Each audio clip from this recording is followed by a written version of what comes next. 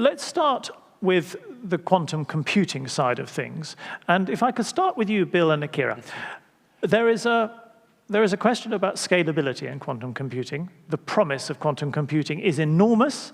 Would you like would one of you very briefly like to sum up what that promise is? Akira, perhaps you could tell us, what does quantum computing promise? Okay, so first of all, in any case, we have to have large-scale quantum computer. And I think there are two types of quantum computers. One is optical quantum computer. Another one is electron and also spins. Those are totally different worlds. In the case of optical quantum computers, photon energy corresponds to very high temperature, like 10,000 Kelvin. So if we do quantum computing with optical systems, we are doing high energy physics. So room temperature is very low temperature for high energy physics. But in the case of electron and spins, that is very low energy. So in that case, when we use electrons and spins for qubits, we have to do low energy physics. In that case, room temperature is summer fluctuation is huge. That's why you have to go to cryogenic temperatures. So in that case, there is no scalability, I think. Okay, and so that you beautifully define the two approaches and the distance that they are from where we all live, if you like, at room temperature. But in terms of computing power, what problems, very briefly, what problems will quantum computers solve? If you can manage to scale them up, what will you be able to do? So that is another thing. And I believe that we can do everything, including Shor's algorithm. So again, there are two types of quantum computing or quantum information. One is standing wave, which is conventional qubits. Standing wave means the wave function stays here. And if you need many qubits, you need a lot of space. That's why you need a chip. But when we use traveling wave function like photonic system, that is totally different. We can use many pulses, and we can make time domain multiplexing. So in that case, we don't have to have a chip for making a quantum computer. For example, our machine in RIKEN corresponds to 1,000 qubits and 340,000 gates. And it works at room temperature. And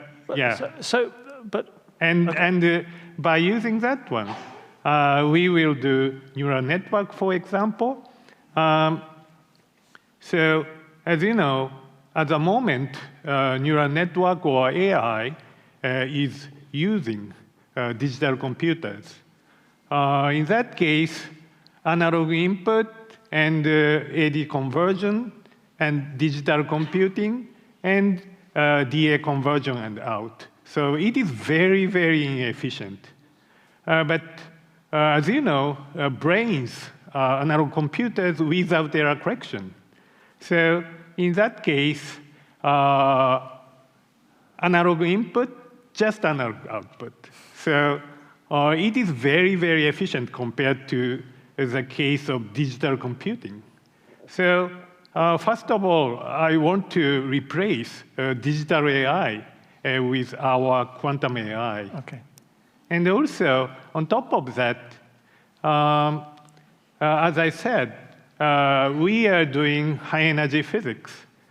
And in that case, the error is very limited, just vacuum noise. And that is Gaussian. So we can easily use the central limit theory to eliminate the errors. So by using such type of technology, we will do Schwarz algorithm and break the RSA cryptography in 3 years or so. Okay, so you're going to break RSA cryptography in 3 years, right? Okay, now Bill, this is the time to bring you in. So that was a lot of physics in there, and can I get you to address two questions at once, Bill? One is, again, this question of what will it achieve if it works, and the second is, will it work? Right. Well, the point is, the reason why people are excited about quantum computers is that there are certain kinds of problems, and I want to emphasize certain kinds of problems, that can, in principle, be done much faster on a quantum computer. Factoring.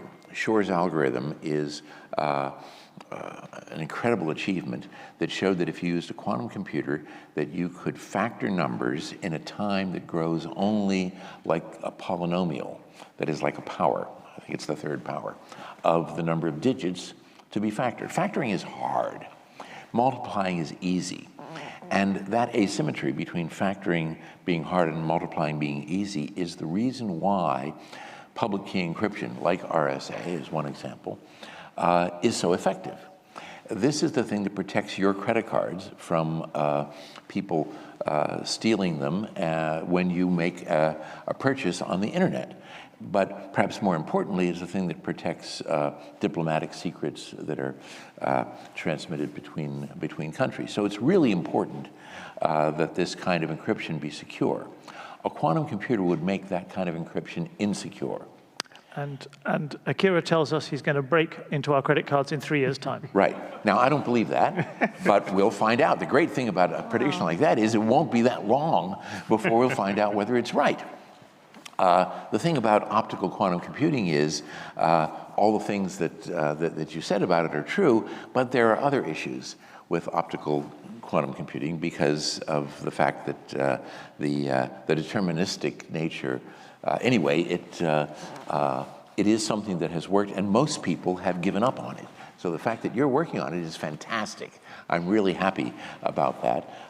But this represents a, shall we say, a departure from the standard wisdom, which is often the way you make progress. Well, anyway, what else can quantum computing do? Because it might be that it's irrelevant. We at NIST have developed, not me, but smart mathematicians have developed quantum-resistant encryption. So if everybody adopts quantum-resistant encryption, then we don't care about Shor's algorithm, except for secrets that have already been sent and can't be decrypted. Those will be vulnerable, and people will certainly buy your quantum computer in order to do that. But presumably quantum computers aren't being developed for breaking cryptography. They're being developed for increased computing power across the board. Well, there's only a few kinds of computations where a quantum computer is better. You see, I mean, what I forgot to say was that an ordinary computer is going to take an exponentially longer time to factor a bigger number. That is, the time required is an exponential function of how many digits for an ordinary computer, but it's only a polynomial function of how many digits for a quantum computer, and that's huge. Okay. Thank you. So I'm going to bring Mutsuko in a minute, but because this is a conversation starting with a sort of deep physics, but I'd just like to get an example of the sort of problems that you would hope would be solved, or the secrets that would be revealed if we had it. Okay, I'm not actually interested in breaking codes. This is something that spies are interested in, and it's one of the reasons that quantum computing became so popular. What I'm interested in is doing quantum mechanics. So if I want to do a many-body quantum mechanics problem. So that means I want to study the quantum mechanics of a system that has many individual parts, and those individual parts are correlated with each other strongly, as opposed to something where I can sort of take an average of what all the other particles are doing to think what one particle does. That's what the 20th century was about, what sometimes would be called a mean field approach to quantum mechanics. But if I need to know about the correlations among all the particles, that's a really hard problem. It's a problem that grows exponentially with the number of particles. And so, like factoring. But a quantum computer, in a sense, is ideally suited for doing those kinds of problems. In fact, it may even be a near perfect analog to that kind of a problem.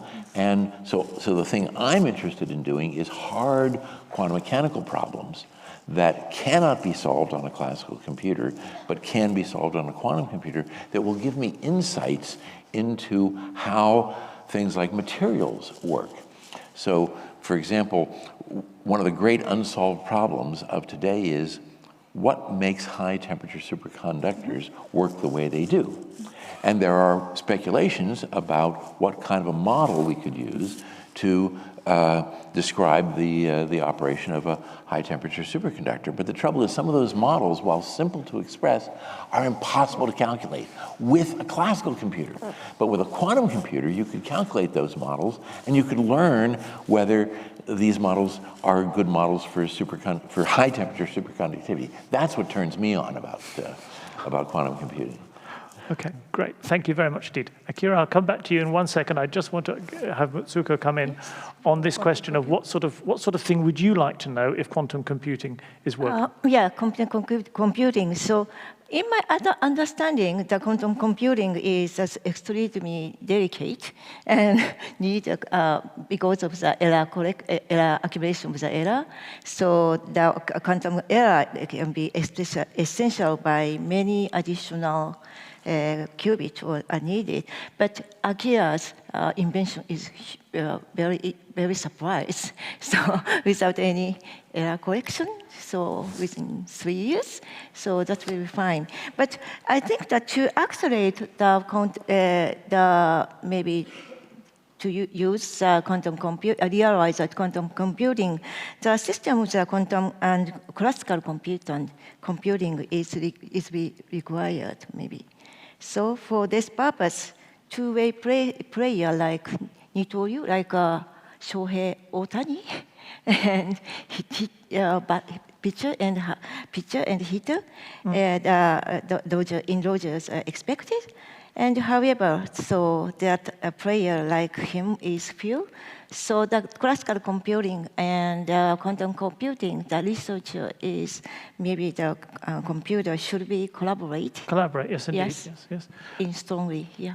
But I was trying to get to what secrets of nature are you hoping to reveal by, if you had the power, what would you like to know? Okay, so my message is what is life? What is life? Good. Yes, because what is life? And so yes, topics is future of life.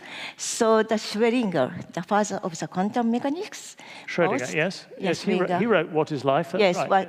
So what is life? And after 80 years, the Nobel Prize biologist, so I don't remember. Paul Nurse. Paul Nurse also wrote a book called What is Life? So published a book titled this is just the answer of the Schrödinger, what is life? But he says there's no answer. No answer. And we need to understand the maybe life science and the biological phenomena. So we need a much more detail of that research and the effort. And in my opinion, the quantum technology, the quantum science and technology will contribute to clarify the life science and also such kind of the brain mechanism and also some kind of the material, new material for AI, computing and something like that I need. Thank you, Mutsuko. So when it comes to the brain, Akira, you're producing neural networks with you have the idea of producing much more advanced neural networks that will mimic the brain. Would you like to talk about that at all? The reason why we stick to optics is that the carrier frequency of optical carrier is more than 100 terahertz. That means we can put 10 terahertz information on that 100 terahertz carrier. So in principle, we can make quantum computer in 10 terahertz clock frequency.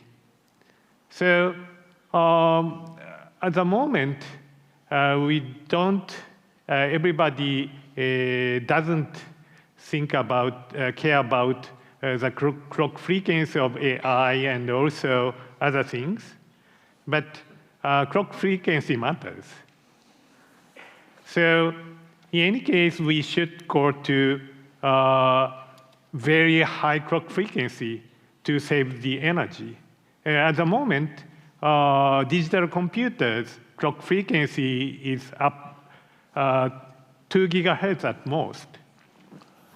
So if you want to make petaflops operation, you need many cores. That's why the consumed energy is huge. But if we can build 10 terahertz clock frequency, then so it is almost 10,000 times faster. That means 10,000 times low energy consuming. So by using such very high clock frequency computer, we want to make AI to reduce the energy consumption. That would truly have a world-changing impact if you were able to combat this question of the energy consumption of AI systems, which is a tremendous worry now. Yeah. Yes, indeed. Sorry, Bill, you wanted to come in. Well, I'm glad you brought up the question of clock frequency, because this is something that often is not discussed when people talk about quantum computing. And for example, atomic systems have pretty low clock frequencies. Traditional solid-state systems are faster. You've indicated that these optical ones could be even faster, but it goes to just the point that you made about how we need to have a hybridization of the classical computing with the quantum computing. If you're going to do error correction, then you need a classical computer that is going to do those error correction calculations. Just for those who may not know, the typical thing that happens is that when you do a quantum operation, it's not perfect. In classical computing, it's almost perfect. But with quantum systems, it's not. And the way you fix that is by a procedure called error correction, which is very expensive, both in resources and in time. And you need a classical computer to figure out what the error correction should be. And that classical computer has to be faster than your quantum computer. So if your quantum computer is really fast, you may not have a classical computer that can keep up with it. So that's one issue that is sometimes not brought up, that this can be a problem. And so co-designing of the classical computation with the quantum computation could be a really important thing for the kind of scalability that we're looking for. Now, if your quantum computer is so good that you don't have to do error correction, that's a different story. So it's just one more thing that often is not discussed when people talk about how wonderful quantum computers are, or will be. Or will be, yes, or will not be, depending on your point of view. Yes, exactly. Thank you very much for bringing that up. Okay, but I'm going to come to the audience in a second. But Mutsuko, I just wanted these are the near or far future applications of quantum computing, depending on which side you land on. Nature, But there are now There are very real applications of just quantum mechanics, which Bill has already outlined in some of the discussions already today. But you work with quantum sensors yourself. Yes. So would you like to tell us a little bit about that, just So very quantum briefly? sensing is have already implementation of the society. Quantum atomic clock is a standard of the clock. And so now we are trying, my research focus on the quantum sensing. So because of the, with the higher sensitivity and the multimodality of the physics and variable, and also the dynamic ranges are very wide. And so my goal is to realize quantum life science. Quantum life sciences. Or so for life science, the emerging field between quantum physics and life science, and maybe so the purpose is I believe the quantum phenomena in the life science and in the brain or cell and nerves and hierarchical application of the life science. And so the quantum phenomena in the life science and detect the quantum sensing and then analyze the quantum computing is my ideal system of the quantum. So what exactly, give me an example of something you measure and something you find out through quantum sensing. Quantum sensing of some brain activity and so on. Of what activity, sorry? The brain. Of brain activity, quantum sensing of brain activity, okay. And in order to find out what? In order to apply something like the relationship between the brain and emotional things and so on. So long-term targeting, but...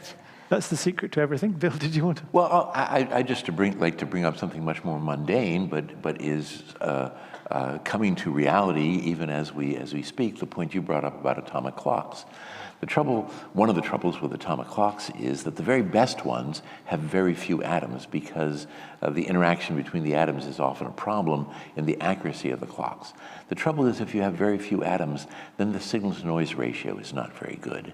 And you have to work for a long time. You have to look for a long time before you realize the high accuracy of the atomic clock. You may have to average for days or weeks or even months to achieve the kind of accuracy that the atomic clock is capable of. But if you can figure out how to add just a few atoms together so they don't interact very much, and then do some magic where you quantum entangle the atoms. Now we haven't described what quantum entangling is, but it's something that is part of the sort of 21st century quantum mechanics that is so important in quantum computing. That kind of quantum sensing is an important feature that we're already taking advantage of. So it means that you could make these atomic clocks work better, faster. Same thing is true of, for example, detecting the level of very dilute pollutants in the air. Hard to see because the signal-to-noise isn't so good. But if you quantum squeeze the light has, as you mentioned, Gaussian shot noise, unless you do something to fix that. And we can do something, again, it's a quantum phenomena, where the light has less in the way of fluctuations than would be the case with natural light, the kind of thing that comes from a laser, for example. We would do something more sophisticated, and then that light, because it would have less fluctuations, would be a better tool for detecting very dilute pollutants. So these kinds of quantum sensors are really near term. Thank you. People are making them now. Thank you very much indeed. Did you want to comment, Akira, before we go to the audience? Do you want Speaking of squeezed light, of course, for our quantum computer, for entanglement source, we are using squeezed light. So in any case, quantum computing is a synchronization of quanta, right? And that synchronization is called entanglement. So in any case, we have to use entanglement for quantum computing, and our resource is squid light. And again, it is deterministic, not conditional. Thank you. Let me see if there's, yes, please. There's a question here or a comment here. Could we have a microphone, please? Thank you. Hi, thank you. Hello. Sir, very recently this Microsoft developed topological quantum qubits, which is more robust as compared to conventional qubits. And they use Majorana, right? Majorana particles. So how this Majorana and the topological can change the world of this quantum computing? Can you tell us something about? That's a question, but this has become a conversation between physicists. Go for it. Well, the problem is that the whole problem of topological qubits, which there's been a recent demonstration and publication about topological qubits, has turned out to be rather controversial, which I guess is what motivated your question in the first place. So the idea is that if you can make a topological, and I haven't said what that even means, a topological qubit, because of the way it's made, it is exceptionally resistant to decoherence, which is the enemy of all quantum computations. And then the idea is that if you can make a quantum computer that works with topological qubits, then you may not need to do error correction at all, or you may need to only do it very little, which means that it won't require a lot of resources. So people get really excited about topological quantum computing. The PR, that is public relations output about these topological quantum bits, is rather different from what you read if you read the paper. The paper is very clear and conservative about what it claims, and the press releases say this is going to solve all our problems. Well, we'll see. So I would say that what has been happened is that they've demonstrated a topological quantum bit. That's great, but it's only the first step in a very long journey to make a quantum computer. So we'll see. But I'd love to hear what anybody else thinks about this. I'd love to. Yes, please, I have Akira. a comment. You have to distinguish between physical qubit and logical qubit. Just one physical qubit, you cannot make any quantum error correction. For quantum error correction, you have to make logical qubit that is entangled state of many qubits. So I'm not quite sure about that Majorana qubit, but if you want to make a quantum error correction, you have to use many physical qubits to make a single logical qubit. On top of that, for topological quantum information processing, you have to make magic states. So it is rather tricky state, and I think it is really hard to create at the moment. Thank you very much indeed for the question. I think this conversation illustrates one of the challenges that quantum technology faces, in that, as you mentioned earlier, Bill, when Einstein came up with his theory, people were saying there are only 3 people in the world who understand this. This is a very in-house conversation. It's very difficult for people outside of the field to come anywhere close to understanding anything about this. And so all they can understand is the promise, the oft-talked of promise. And the promise, like many things, is often, another good example, of course, is nuclear fusion, where the promise of nuclear fusion is always there, but never realized as yet.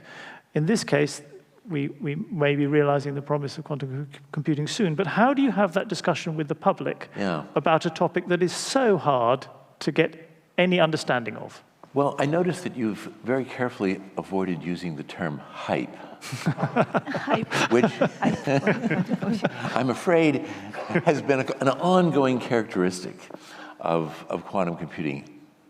There's a lot of overpromising, in my humble opinion, that people say quantum computing is going to solve the energy crisis, it's going to solve the climate crisis, it's going to create new pharmaceuticals, all these things that quantum computing is going to do, that is pure speculation at this point, in my humble opinion, that it's wonderful to dream, it's good to dream, but to claim that quantum computers are going to do this when at the moment it's highly speculative, I think that's dangerous. Because if you promise these things for too long and don't produce, then the people who are giving you money, the minister who used to be here in the front row. You see, Mutsuko, making decisions about such things, but yes, no, yes, exactly. These people may become disheartened with these overpromises and change their attitude about funding. Quantum computing is going to be fantastic. It's already fantastic.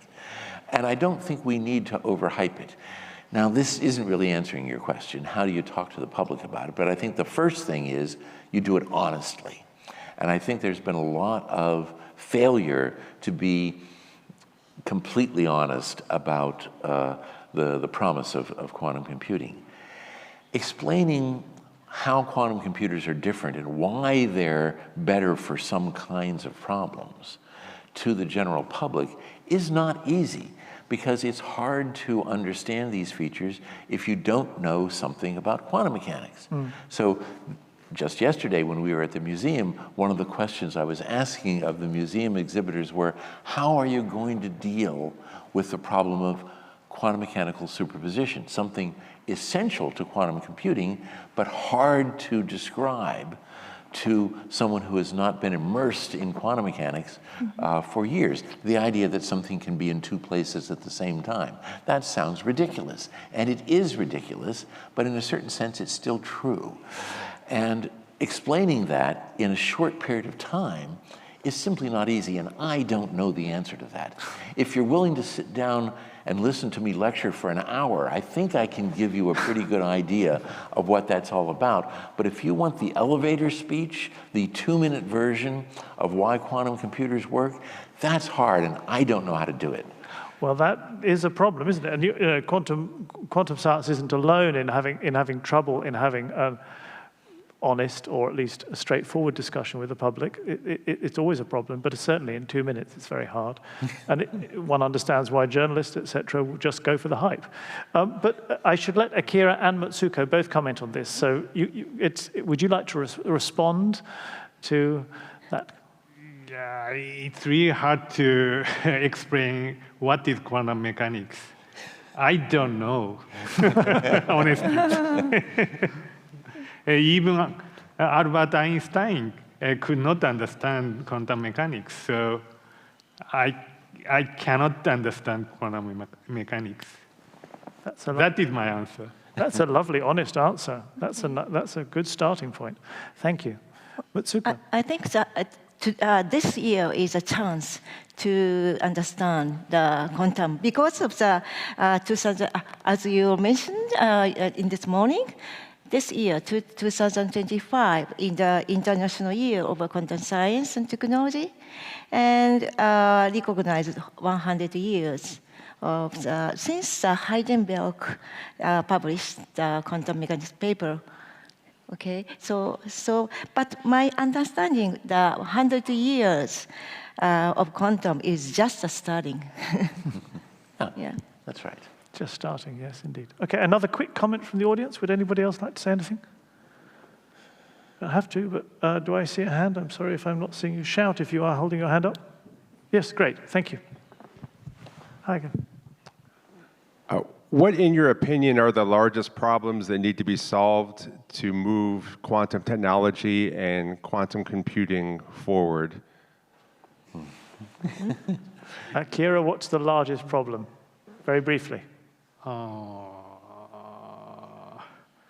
It's really hard to tell. Of course, in some sense, everything is a problem because I cannot understand quantum mechanics. But a good thing is that I can enjoy quantum mechanics. So I can't not answer the question. So everything, but I can enjoy. Nice. Well, as you point out, the fact that we don't understand quantum mechanics does not prevent us from making quantum computers. There may be some deeper questions about quantum mechanics that quantum computers will elucidate. But to answer your question about what the biggest problem is, it depends on what kind of quantum computer you want to make. If you want to make a, what's it called, a NISC machine, this is a small scale, noisy machine that you don't do error correction on, but you can still do some simple problems. Then the big problem is making the decoherence small enough that you can do a decent sized problem without doing error correction. If you want to do a fully error corrected problem, the big step that I think needs to be made is to make error correction so that you have you control the decoherence. You see, the thing is, if you do this process of error correction, which we haven't described at all, it requires lots of qubits, as you've described, to make this logical qubit. To make that logical qubit have a lifetime before it decoheres, and we haven't really talked about what decoherence is, but it's the enemy of quantum computing. Nobody has demonstrated to make that time so long that it doesn't matter. That's the challenge for making that kind of quantum computer, to make the lifetime of a logical qubit be so long that it's longer than the time of your computation. If that's not true, we're not making a proper, fully functional, error-corrected quantum computer. And so far, what people have shown is that you can extend the lifetime by a factor of a little. And so we're a long way away. That doesn't mean I don't think it'll happen. But that's where I see the big challenge is. Thank you very much indeed. We're coming to the end of the time. So actually, both in this session and the session that went before it on AI, there's a fascinating conversation emerging about progress in the face of some lack of understanding in quantum, whether it's in quantum science and quantum computers, or whether it's in what actually happens within the black box of AI, within the deep learning networks. It's an interesting thing to discuss. Maybe it's a future panel, but for the moment, I need to finish by having you two finish where we started. Akira, you think that we're going to have a quantum computer that's functional and scaled up in 3 years' time? Yep. Okay. Bill, what's your bet? 20 years. 20 years. Mutsuko, would you like to? 15 years. 15, very, very wise, judicious, coming in the middle there. Very sensible. And by the way, I have a bet with colleagues about when it'll happen. And the time scale for the bet is 20 years. And I'm betting on the side that even in 20 years, it won't be ready. Ooh. But what I find is when I talk to people who are experts in the field, about half of them go on the side of no in 20 years and half yes on the side of 20 years. So I think 20 years is a good number. And what's the wager? Okay. What have you The got? wager is that we're going to put up money and give it to some professional society to keep and accumulate interest. And then after 20 years, when I'll be dead, the money will not go to my heirs if I win. The money will go to a prize for people studying fundamentals of quantum mechanics. Fabulous. Lovely. That's beautiful. I have a comment. That question depends on the definition of yes. Yeah. And I have a very specific definition. Of the scale. Can that computer factor a number that cannot be factored by a classical computer of that era Faster than the in classical. 1 year? Oh. So you give a classical computer a year to factor a number, and the number that's big enough that it cannot do it in 1 year, 20 years from now, when computers will be faster, Within 1 year. the question is, will a quantum computer be able to factor that number?